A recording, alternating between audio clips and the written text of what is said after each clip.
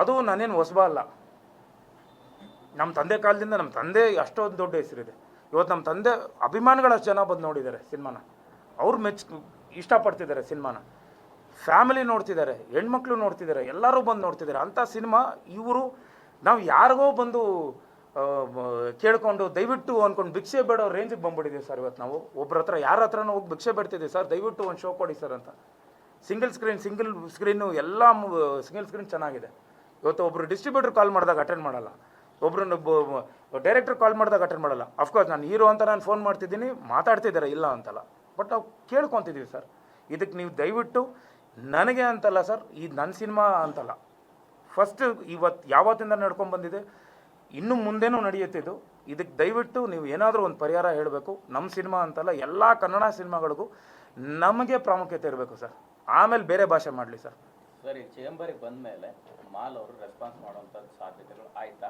ಈಗ ಸೊಲ್ಯೂಷನ್ ಸಿಗ್ತಾ? ಯಾವ ಶೋಗಳು ಎಲ್ಲೆಲ್ಲಿ ಪಾಸಿಬಿಲಿಟಿ ಇಲ್ಲ, ಅವ್ರು ಮಾತಾಡ್ತಿದ್ದಾರೆ.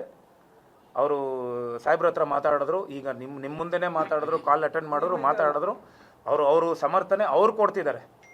ಅವ್ರದ್ದು ಏನೋ ಹೇಳ್ತಿದ್ದಾರೆ. ಅದರಲ್ಲೂ ನೀವು ನೋಡ್ಬೋದು, ಇಷ್ಟಿದ್ರೆ ನಾನು ಮಾಡ್ತೀನಿ ಅಂತಿದ್ದಾರಲ್ಲ ಸರ್. ಆಯಿತು ಸರ್, ನಮ್ಮದೇ ಸರ್ ತಪ್ಪು, ನಾವೇ ಕರೆಕ್ಟಾಗಿಲ್ಲ ಬಿಡಿ ಸರ್. ಹಂಗಾದ್ರೆ ಇವತ್ತು ಓಡ್ತಿರೋ ಹಿಂದಿ ಸಿನಿಮಾ ಏನು ನಡೀತಿದೆಯಲ್ಲ ಸರ್, 2ನೇ ವಾರ ಕಂಟಿನ್ಯೂ ಆಗಿದೆ ಸರ್.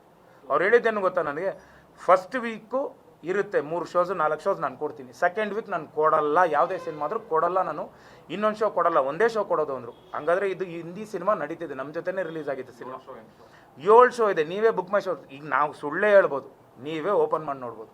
ಎಲ್ಲ 7 ಶೋ ಕೊಟ್ಟವ್ರೆ, 4 ಶೋ ಕೊಟ್ಟವ್ರೆ, ಎಲ್ಲ ಪ್ರೈಮ್ ಟೈಮ್ಗಳು ಕೊಟ್ಟವ್ರೆ. ನಮ್ಗೆ ಯಾಕೆ ಕೊಡ್ತಿಲ್ಲ ಸರ್? ಈಗ ಸದ್ಯಕ್ಕೆ ಎಷ್ಟು ಶೋಗಳು ನಡೀತಾ ಇದೆ? ಇದು ಏನಂದ್ರೆ ಇದು ನಿಮ್ಮ ಒಬ್ಬರ ಸಿನಿಮಾ ಸಮಸ್ಯೆ ಅಲ್ಲ. ಈ ಹಿಂದೆ ಹೊಸಬ್ರು ಸಿನಿಮಾಗಳು ಮಾಡಿದಾಗ ಅಲ್ಲಿ ಒಂದು ಬೋರ್ಡ್ ಅಲ್ಲಿ ಶೋ ಆಗುತ್ತೆ ಎಷ್ಟೆಷ್ಟು ಟೈಮಿಂಗ್ ಅಂತ, ಅಥವಾ ಸಿನಿಮಾ ಹೆಸರು ಅದು ಶೋ ಆಗ್ತಾ ಇಲ್ಲ, ಮತ್ತೆ ಅವರ ಸ್ಟ್ಯಾಂಡೀಸ್ ಏನಿತ್ತು ಅದು ಇಡ್ತಾ ಇಲ್ಲ. ನಿಮ್ಗೆ ಅಂತ ಸಮಸ್ಯೆ ಆಗಿದೆಯಾ? ಅಲ್ಲ, ನಾವು ರಿಕ್ವೆಸ್ಟ್ ಮಾಡ್ಕೊಂಡಿದ್ದೀವಿ. ಎಷ್ಟೊಂದು ಕಡೆ ಸ್ಟ್ಯಾಂಡೀಸೇ ಇಲ್ಲ.